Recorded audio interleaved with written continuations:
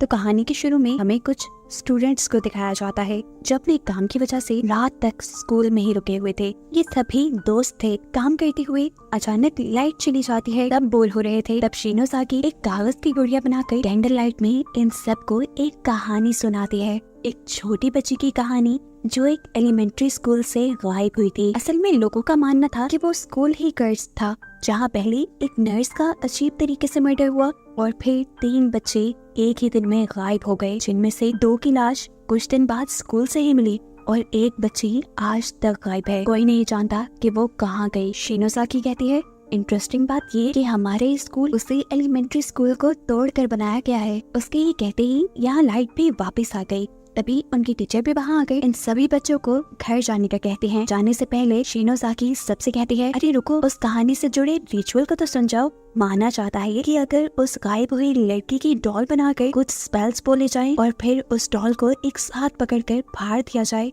और उसके टुकड़े संभाल कर रखे जाए तो रिचुअल करने वाले दोस्त कभी एक दूसरे से अलग नहीं होंगे। अगर हम भी ये रिचुअल करें तो हम भी हमेशा साथ रहेंगे जैसे अब है। ये सुनकर सभी उसके बताए रिचुअल को करने के लिए मान जाते हैं और एक साथ उस कागज की डॉल को पकड़कर कुछ स्पेल्स बोलकर उस डॉल को एक साथ फाड़ देते हैं। अब सब लोग खुश थे और एक्साइटेड थे कि वो हमेशा साथ रहेंगे। लेकिन तभी अचानक उनके स्कूल में ज़लज़ला आ जाता है। जमीन अजीब भयानक तरीके से हिलकर टूटने लगी। इन्हें यहाँ से भागने का वक्त भी नहीं मिला और एकदम से सारे के सारे उस जमीन के अंदर धंस गए। जहाँ ये लोग गिरे थे ये अंधेरी जगह थी। कहीं दूर से इन्हें रोशनी आती नजर आई, जहाँ इन्हें इनकी टीचर ले जाती है और यहाँ आकर इन्हें मालूम होता है कि शिनोज़ाकी की रिचुअल की वजह से ये सब लोग किसी तरह उसी एलिमेंट्री स्कूल के अंदर आ गए थे जिसकी कहानी उसने सुनाई थी। बाहर जाने का भी कोई रास्ता नहीं था। चीजों का पता चलाने के लिए ये लोग इधर उधर देखते हैं तो इन्हें एक किताब मिलती है जिसमें उसी रिचुअल के बारे में लिखा हुआ था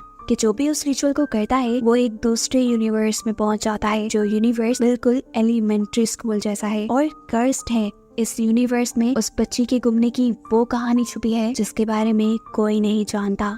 यही पढ़ते हुए अचानक इन्हें बाहर से अजीब आवाज आई। फौरन एक बच्ची बाहर चेक करने गई तो किसी ने उसके सर पे हथौड़ा मार दिया, कुछ इस तरह से कि उसका सर और मुंह दोनों फट गए और वो वहीं मर गई। उसकी इतनी भयानक मौत देखकर सभी बच्चे डर कर वहाँ से भाग जाते हैं और एक दूसरे से अलग हो जाते हैं। यहाँ नाओमी किसी चीज से टकरा कर गिर गई थी, इस वजह से उसके पाँव में मोच भी आ गई और जब वो उठी और उसने नीचे देखा कि वो किस चीज से टकराई थी तो उसके होश ही उड़ गए। ये देखकर कि नीचे एक गली सड़ी लाश पड़ी थी जिसके ऊपर कीड़े चल रहे थे और इसे देखकर वो बेहोश हो गई। इस लाश को देखकर इन्हें ये भी मालूम हुआ कि वो ही नहीं, यहाँ पर पहले भी लोग उस रिचुअल को करने के बाद आकर फंस चुके हैं और जो यहाँ आता है वो मारा जाता है। इधर नाओमी की जो दोस्त उसके साथ थी वो उसे उठाकर मेडिकल रूम में लेकर आती है, उसकी पट्टी करती है। नाओमी हमेशा अपने पास एक डायरी रखा करती थी। उसकी दोस्त देखती है कि उसकी डायरी कहीं गिर गई, जिसे वो ढूंढने के लिए वहाँ से चली जाती है और इतने में यहाँ नाओमी को होश आ जाता है। लगा कि उसकी दोस्त उसे धोखा दे गई, उसे यहाँ पे छोड़ गई। मुश्किल से वो बेड से नीचे उतरती है तो उसे यहाँ एक अजीब सा पेंडेंट मिला जिसे उसने उठा लिया और उठाते ही उसके ऊपर अचानक 2 सोल्स ने, यानी 2 आत्माओं ने हमला कर दिया। वो देखती है कि ये दोनों सोल्स छोटे बच्चों की थी। उनसे बचने के लिए वो बेचारी लंगड़ाते हुए यहाँ से भाग जाती है, लेकिन ज्यादा दूर तक वो भाग भी नहीं पाई, रास्ते में ही गिर गई और यहाँ पर उसे उसकी दोस्त भी मिल गई। अब क्योंकि नाओमी को लग रहा था कि पहले उसकी दोस्त उसे छोड़कर भागी है, इसीलिए नाओमी उसे बहुत बुरा भला कह देती है, उसकी मदद भी नहीं लेती और दुखी होकर उसकी दोस्त वहाँ से भाग जाती है। उस दूसरी लड़की के यहाँ से जाते ही अब नाओमी को अजीबो गरीब आवाज़ सुनाई देने लगी थी, जिसे सुनते हुए उसके कानों में दर्द होने लगा और फिर वो बेहोश हो गई। दूसरी तरफ अब हमें सातोशी और उसकी बहन को दिखाया जाता है जो जब हॉलवे में भाग रहे थे तो तब उन्हें हॉलवे में बहुत सारी लाशें दिखाई दी। सातोशी की बहन ये देखकर बहुत ज्यादा डर गई। अब उसे वॉशरूम जाना था। सातोशी उसे लेकर वॉशरूम में जाता है, लेकिन फिर यहाँ से उसकी बहन गायब हो जाती है। वो बुरी तरह घबरा चुका था। अभी वो इस सदमे से बाहर निकला ही नहीं था कि उसके सामने एक सोल आ गई जिसके मुंह से खून निकल रहा था। इसे देखकर वो डर गया, उसने चीख मारी और वो सोल भी वहाँ से चली गई। यहाँ अब हम शिनोज़ाकी को देखते हैं जो अभी भी उसी किताब को पढ़ रही थी और यहाँ से बाहर निकलने का रास्ता ढूंढ रही थी। इस किताब के मुताबिक उसे पता चलता है कि जो नर्स और 3 बच्चे मारे गए थे उनको स्कूल के कोऑर्डिनेटर की सोल ने मारा था। एक बच्ची का तो अभी तक कुछ पता ही नहीं चला और 2 की जब डेड बॉडीज मिली थी तो उनकी जुबान कटी हुई थी। उसने आखिर उस तीसरी बच्ची के साथ क्या किया था, ये बात अभी तक किसी को नहीं मालूम। फिर फाइनली इन्हें इसी किताब के जरिए ये बात भी पता चल जाती है कि एक ऐसा रिचुअल भी यहाँ मौजूद है जिसे करने से ये लोग दोबारा अपनी दुनिया में जा सकते हैं, लेकिन उस रिचुअल का पेज यहाँ से फटा हुआ था और ऐसे ये काम करना भी उनके लिए मुश्किल हो गया था। ये लोग अब उस फटे पेज को ढूंढने का फैसला करते हैं। शिनोज़ाकी जब इस रूम से बाहर निकलती है तो उसे हॉलवे के अंदर नाओमी की डायरी मिली। उसने जब डायरी को उठाकर देखा तो उसमें नाओमी और सातोशी की एक पिक्चर थी। वो दोनों बहुत अच्छे दोस्त थे, लेकिन शिनोज़ाकी भी सातोशी को पसंद करती थी, इसलिए ये पिक्चर देखकर उसे बहुत गुस्सा आया और उसने ये डायरी छुपाने का फैसला किया। इसी डायरी के अंदर नाओमी ने अपना वो डॉल वाला पेज भी रखा था। खैर ये डायरी पॉकेट में रखने के बाद शिनोज़ाकी अपने साथी के साथ एक रूम के अंदर जाती है जहाँ से अपनी दूसरी क्लास फेलो नजर आई। वो क्लास फेलो यहाँ 2 सोल्स से बातें कर रही थी, वो भी बिना डरे। उसने इन दोनों सोल्स को अपना दोस्त बना लिया था। वो चाहती थी कि जिस वजह से ये दोनों सोल्स इस दुनिया में फंसी हुई हैं, उस वजह को ढूंढकर वो इन दोनों सोल्स को आराम दे दे और इन्हें सोल्स की दुनिया में पहुंचा दे। यही बात वो शिनोज़ाकी और उसके साथी को भी बताती है। उसका साथी उन दोनों सोल्स को देखकर बुरी तरह डर चुका था। वो इस लड़की से कहता है दूर हटो इन सोल से, और ये सुनकर उन दोनों सोल्स को गुस्सा आ जाता है और वो अपना गुस्सा अपने ही दोस्त यानी इस लड़की के ऊपर उतार देते हैं और उसे उठाकर दीवार के ऊपर इस तरह से मारते हैं कि उसकी बॉडी के टुकड़े टुकड़े हो जाते हैं और सारे के सारे टुकड़े दीवार के साथ ही चिपक जाते हैं। ये देखकर तो जैसे इन दोनों को भी होश नहीं रहा था। सीन कट होकर हमें नाओमी को दिखाया जाता है जो हॉलवे के अंदर बेहोश हुई थी और अब जब उसे होश आया तो वो वॉशरूम में थी। उसने सामने देखा तो वहाँ उसकी दोस्त की डेड बॉडी लटकी हुई थी। ऐसा लग रहा था कि जैसे उसने सुसाइड की हो। ये देखकर वो बुरी तरह डर गई। उसे समझ नहीं आ रही थी कि उसके दोस्त के साथ क्या हुआ। वो अब अपने आप को कसूरवार ठहराने लगी थी कि उसने अपनी दोस्त को इतनी बुरी तरीके से ट्रीट किया था कि उसने दुख में अपनी जान ही ले ली। शौक में काफी देर तक वो वॉशरूम में ही बैठी रही और तब सातोशी उसके पास आया जो पहले अपनी बहन के इस वॉशरूम में गुमने की वजह से डरा हुआ था। वो देखता है कि नाओमी के पाँव पे चोट लगी थी, वो चल नहीं पा रही थी, इसलिए वो उसे उठाकर आगे बढ़ता है। यहाँ इनका एक और क्लास फेलो अब उस रूम में आता है जिस रूम में उन सोल्स ने एक लड़की को दीवार पे मार के मार दिया था। लड़की के जिस्म के टुकड़े और खून को दीवार पे लगा देखकर वो पागल हो गया। शिनोज़ाकी और उसका साथी अब एक अजीब से कमरे में पहुंचे थे जहाँ एक फ्रिज और कुछ टेप्स रखी थी। फ्रिज के अंदर उन्हें कुछ जुबानें मिलती हैं और वो समझ जाते हैं ये जुबानें उन्हीं बच्चों की हैं जिनकी सोल्स को उन्होंने देखा है। उनको लगता है कि अगर वो ये जुबानें उन बच्चों को दे देंगे तो वो लोग पूरे हो जाएंगे और ऐसे वो सोल्स अपनी दुनिया में यानी सोल्स की दुनिया में चली जाएंगी। अब यहाँ पर हम सातोशी की बहन को देखते हैं जिसके पीछे स्कूल के प्रिंसिपल की सोल पड़ चुकी थी, जिससे बचने के लिए वो एक रूम में छुप जाती है और उसी रूम में उस प्रिंसिपल की सोल को वो पागल हुआ लड़का दिख जाता है, जिसे गुस्से में वो कुछ इस तरह से मारता है कि उसका सर बिल्कुल क्रैश ही हो गया। और ये देखकर सातोशी की बहन बुरी तरह डर गई। इससे पहले कि वो चिल्लाती थी यहाँ पर एक छोटी लड़की आकर उसे यहाँ से बचा के ले जाती है। अब सीन कट होकर हम दोबारा सातोशी और नाओमी को देखते हैं जो चलते हुए उसी रूम तक आ गए थे जहाँ पर शिनोज़ाकी भी थी। इस रूम से शिनोज़ाकी को जो टेप मिली थी वो उसे सातोशी को दे देती है, जो उसे जब कंप्यूटर में चलाकर प्ले करता है तो इन्हें मालूम होता है कि ये वीडियो उसी ने बनाई थी जिसने वो रिचुअल वाली बुक लिखी थी। पहले उस राइटर की किताब में उस बच्ची के गायब होने के बारे में नहीं बताया गया था और वही कहानी मुकम्मल करने के लिए वो भी वही रिचुअल करके इस दुनिया में दोबारा आया था, क्योंकि वो जानता था कि वो छोटी बच्ची की कहानी जानने के बाद दोबारा रिचुअल करके अपनी दुनिया में वापस चला जाएगा। लेकिन अफसोस कि यहाँ आते ही उसके एक साथी को प्रिंसिपल ने हथौड़े से मार डाला, जिसे देखकर ये चारों बच्चे बहुत ज्यादा डर जाते हैं।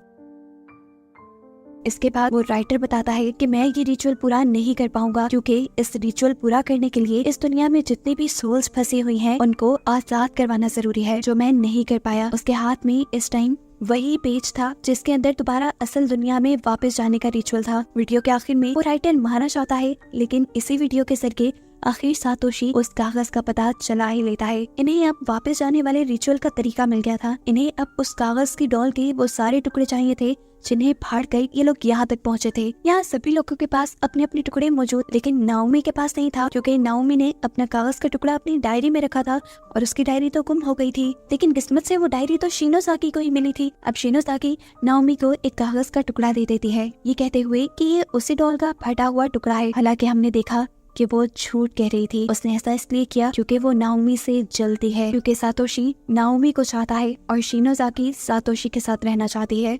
वो जानती थी कि अगर नाओमी का टुकड़ा नकली होगा तो वो असली दुनिया में भी नहीं जा पाएगी और ऐसे फिर शिनोज़ाकी और सातोशी दोनों साथ रहेंगे। खैर, ये टुकड़ा देने के बाद अब शिनोज़ाकी चाहती है अपने साथी के साथ उन दोनों सोल्स के पास जिनकी टंग उन्हें फ्रिज से मिली थी। ये टंग्स लेते ही वो दोनों सोल्स खुश हो जाती हैं। ऐसे उनकी बॉडी पूरी होते ही स्कूल के अंदर लाइट तो आ जाती है, लेकिन शिनोज़ाकी और उसका साथी देखते हैं कि वो सोल्स आजाद नहीं हुई थी, वो इस दुनिया से गायब नहीं हुई थी। यानी इसका मतलब कि अभी भी कोई चीज ऐसी थी जो इन सोल्स को परेशान कर रही थी। शिनोज़ाकी के पूछने पर ये सोल्स शिनोज़ाकी को हाथ लगाकर एक वीएन दिखाते हैं, जिसमें वो देखते हैं कि इन दोनों छोटे बच्चों को स्कूल के डायरेक्टर की सोल ने नहीं मारा था, बल्कि उस छोटी बच्ची की सोल ने मारा था, जिसके बारे में इन्हें पता चला है कि वो गायब है। सिर्फ यही नहीं, वो बच्ची अभी भी लोगों को मारती जा रही थी और इस दुनिया का कर्ज खत्म करने के लिए इन्हें उस बच्ची की सोल को रोकना था। शिनोज़ाकी अपने साथी के साथ मिलकर उस बच्ची की सोल को रोकने के लिए जाती है, जहाँ हमें देखने को मिलता है कि उस बच्ची की सोल पहले ही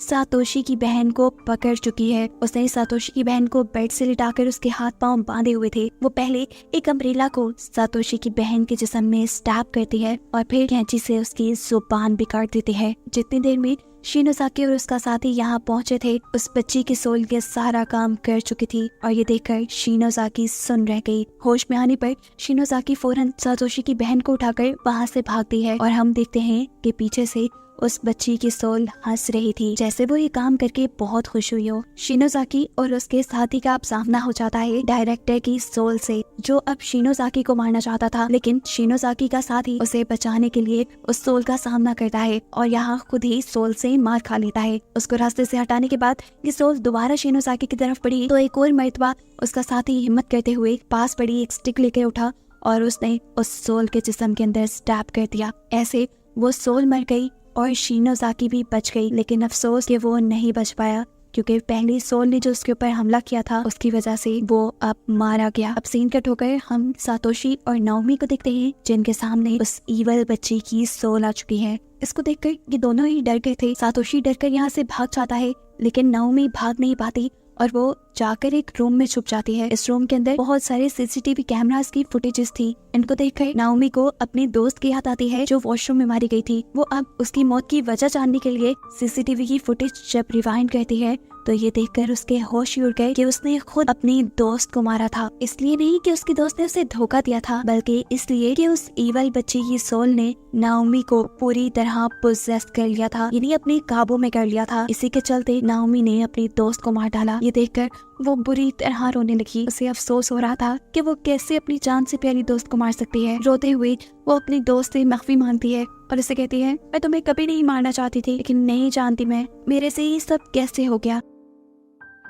वो ये सब बातें कर ही रही थी कि अचानक उसकी दोस्त की सोल भी उसके पीछे आ गई, जो उससे कहती है, मैं जानती हूँ तुमने ये जानबूझकर नहीं किया, इसीलिए मैंने तुम्हें माफ किया। तभी नाओमी की नजर अब कंप्यूटर स्क्रीन के ऊपर पड़ती है, जहाँ उसने देखा कि वो ईवल सोल अब सातोशी के ऊपर हमला करने वाली थी। वो फौरन उसे बचाने के लिए बाहर गई। सीन कट होकर हमें शिनोज़ाकी को दिखाया जाता है, जो सातोशी की बहन की बॉडी लिए एक जगह सुन बैठी थी कि तभी कोई सोल उसके लिए एक मैसेज लिख कर जाती है, जिसमें लिखा था, तुम बेसमेंट में जाओ। इधर नाओमी जो सातोशी को बचाने के लिए आई थी, एकदम से नाओमी को देखते ही वो सोल यहाँ पर सब कुछ छोड़ छाड़ कर भाग गई। और तब नाओमी को पता चला कि उसने जो लॉकेट जमीन से उठाया था, शायद उसी को देखकर ये सोल भागी थी। ये लोग जैसे ही अब उस लॉकेट को खोलते हैं तो इन्हें एक वीएन देखने को मिलता है, पास्ट का वीएन, जिसमें इस दुनिया की सारी मिस्ट्री थी। असल में उस ईवल बच्चे की मॉम उस स्कूल की नर्स थी, जिसे स्कूल के डायरेक्टर ने सीढ़ियों से धक्का देकर मार दिया था और ये चीज उस बच्ची ने देख ली थी। अपनी मॉम का मर्डर होते उस बच्ची ने देखा था। ये बात डायरेक्टर को भी पता चल गई और फिर डायरेक्टर ने उस बच्ची का भी गला घोट के उसे भी मार डाला। फिर ये दोनों मर्डर्स छुपाने के लिए डायरेक्टर ने इन दोनों की डेड बॉडीज को बेसमेंट में छुपा दिया था और बस उसी दिन से उस बच्ची की सोल इस स्कूल के अंदर भटकने लगी थी और कर्ज की शुरुआत हुई थी। आहिस्ता आहिस्ता करके उस बच्ची का गुस्सा इतना बढ़ गया कि उसके गुस्से की वजह से यहाँ एक पैरेलल यूनिवर्स बन गया। ये कहानी जानने के बाद नाओमी ये बात तो समझ जाती है कि अगर ये लोग उस बच्ची की सोल का गुस्सा ठंडा कर लेंगे तो ये सब कुछ ठीक करने में कामयाब हो सकते हैं। खैर, ये लोग अब दोबारा पेंडेंट में दिखते हैं और इनका वेन कंटिन्यू हो जाता है, जहाँ ये लोग देखते हैं के मरने के बाद उस बच्ची की सोल डायरेक्टर को बहुत ज्यादा तंग करने लगी थी, इसीलिए डायरेक्टर ने बेसमेंट में जाकर उस बच्ची की जुबान को ही काट दिया और इसी चीज का बदला लेने के लिए अब ये बच्ची जिसको भी मारती है उसकी जुबान काट देती है। खैर, अब ये दोनों ये मामला सुलझाने के लिए बेसमेंट में जाते हैं, जहाँ इन्हें शिनोज़ाकी भी मिली। ये लोग वहाँ जाकर उस बच्ची की लाश को जैसे ही देखते हैं तो एकदम से वो लाश जिंदा होकर बैठ गई और सातोशी पूरी तरह डर गया। उसे पैनिक होते हुए पास पड़ा पत्थर उठाया और जोर जोर से उस बच्ची के सर को मारने लगा, यहाँ तक कि उसका सर क्रश हो गया। नाओमी और शिनोज़ाकी देखकर पूरी तरह डर गई। नाओमी ने उससे कहा, बस भी करो सातोशी, क्योंकि जो वो देख पा रही थी वो सातोशी नहीं देख पा रहा था। उस लड़की ने, उस इवल सोल ने सातोशी को पोजेस कर लिया था और इस पोजेशन में उसने सोल के बजाय अपनी ही बहन को मार डाला था और ये चीज रियलाइज होने पर वो खुद भी कांप जाता है। इस सब के दौरान पीछे से उस बच्ची की सोल नाओमी को कैंची से स्टैब करने लगती है और कहती है, मैं तुम सबको मार दूंगी ताकि सोल्स की दुनिया में मेरी मॉम अकेली ना रहे। ये सुनकर नाओमी फौरन अकल दिखाती है और इस सोल से बात करने की कोशिश करती है। वो कहती है, देखो तुम्हारी मॉम कभी भी किसी को मारना नहीं चाहेंगी, तुम उनका बदला अगर हमसे ले रही हो तो ये ठीक नहीं है। लेकिन ये सोल उनकी एक बात नहीं सुनती। वो दोबारा नाओमी के ऊपर हमला करने ही वाली थी कि नाओमी इस टाइम उसके सामने वही पेंडेंट ले आई जिसकी वजह से वो पहले गायब हुई थी। इस पेंडेंट के खुलने पर हमने देखा कि इस पेंडेंट में उस बच्ची और उसकी मॉम की फोटो थी। इस पेंडेंट को देखते ही वो सोल इमोशनल हो जाती है और तभी उसे अपनी मॉम याद आती है और मॉम की याद आते ही उसे फील होता है कि उसकी मॉम उसे पीछे से गले लगा रही हैं। अपनी मॉम के प्यार का एहसास मिलते ही उस लड़की का सारा गुस्सा खत्म हो चुका था और गुस्से के खत्म होते ही वो कर्ज खत्म होते ही अब ये दुनिया भी टूटने लग जाती है। इससे पहले कि दुनिया पूरी तरह खत्म हो जाती, इन्हें यहाँ से बाहर निकलना था। नाओमी सातोशी को थप्पड़ मारकर उसे जगाती है और यहाँ से भागने को कहती है। ये लोग उस पेज को ढूंढते हैं जिसके रिचुअल के जरिए ये लोग अपनी दुनिया में वापस जा सकते थे। तीनों ही अब इनकांटेशन करते हैं, यानी रिचुअल का उलट करते हैं और अपनी दुनिया में वापस जाने के लिए अपने पास मौजूद उस डॉल के पेजेस को मिला देते हैं। ऐसा करते ही जमीन जोर से हिलती है, इन्हें तेज रोशनी दिखाई देती है और फाइनली ये लोग अपनी दुनिया में, अपने स्कूल में पहुंच जाते हैं। दुनिया में आते ही सबसे पहले हमें नाओमी को दिखाया जाता है। हालांकि उसके पास तो पेपर भी नकली था और साथ ही हम शिनोज़ाकी को भी बैठा हुआ देखते हैं। इन दोनों ने ही दूसरे यूनिवर्स में सातोशी का हाथ पकड़ा हुआ था, लेकिन अब असली दुनिया में देखते हैं कि सातोशी का एक हाथ नाओमी के हाथ में है और दूसरा हाथ सातोशी के हाथ में, और वो खुद इस असली दुनिया में नहीं आ पाया। ऐसा इसलिए था कि सातोशी के पास असली गुड़िया का पेपर नहीं था। उसने शिनोज़ाकी को चालाकी करते हुए देख लिया था कि वो नाओमी को असली पेपर नहीं दे रही, इसलिए उसने बहाने से अपना पेपर नाओमी के साथ चेंज कर लिया। ऐसे ही नाओमी असली दुनिया में आ गई। उसने अपने प्यार के लिए अपने आप को सैक्रिफाइस कर दिया और शिनोज़ाकी का सारा प्लान फेल हो गया, जिसके दुख में अब वो ये पूरी जिंदगी गुजार देगी कि उसने अपने ही जन्म में अपने प्यार को खो दिया। और बस यही दिखाते हुए ये कहानी यहाँ खत्म हो जाती है।